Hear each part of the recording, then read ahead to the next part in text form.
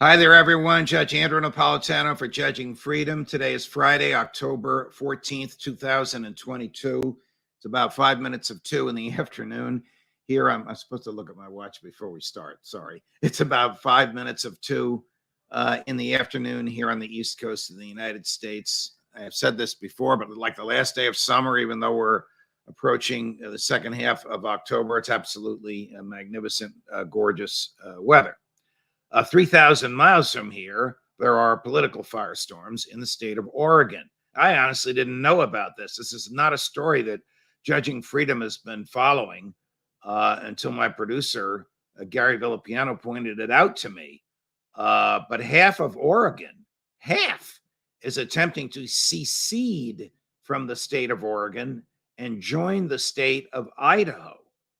Now, this would be a novel event in American history. 9 Oregon counties, 9. And if you look at the landmass, some of these counties are huge. 9 Oregon counties have already voted to secede. 2 more are voting to secede or not to secede in the elections next month. If the 2 join the 9, the landmass will be half of Oregon voting to join Idaho. The governor of Idaho says he welcomes them. How can this happen? Well, as I said, it's novel in American history. The Constitution says that no state shall be formed out of another state without the consent of the leaving state.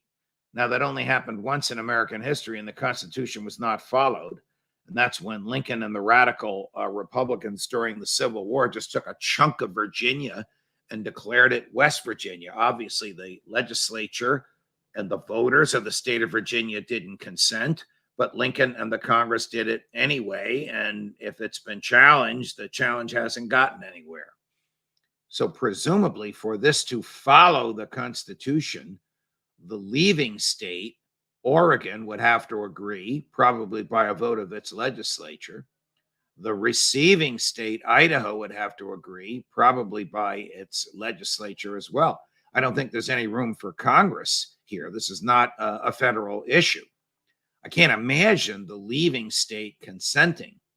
I mean, this is really half the state is red and half the state is blue. The part that wants to join Idaho is saying, you know, we're not into transgenderism being taught in the schools. We're not into wokeism being extended into the schools. We're not into Black Lives Matter being mandatory and nothing taught appropriately about American history. The western part of Oregon, it might as well be a part of California. It's very, very leftish. So my prediction is this won't go anywhere, but it is fascinating. Now, under the natural law, you know, I have written extensively on the natural law. By the way, my newest book, which is an academic book, is coming out next month, called Freedom's Anchor. It's a study of the use of the natural law in American constitutional history. It's 400 pages and has 2,000 footnotes. It's an academic work. But under the natural law, everybody has the right to secede.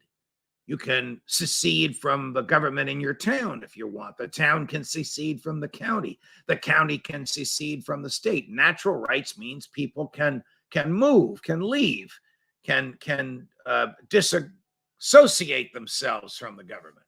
Unfortunately, in America, natural law is not followed. And sometimes people try it, which is basically what's being tried with the secession movement in Oregon. I wish them all the success and luck in the world, but I don't expect, I think they'll need it, but I don't think they'll have it. Judge Napolitano on Judging Freedom.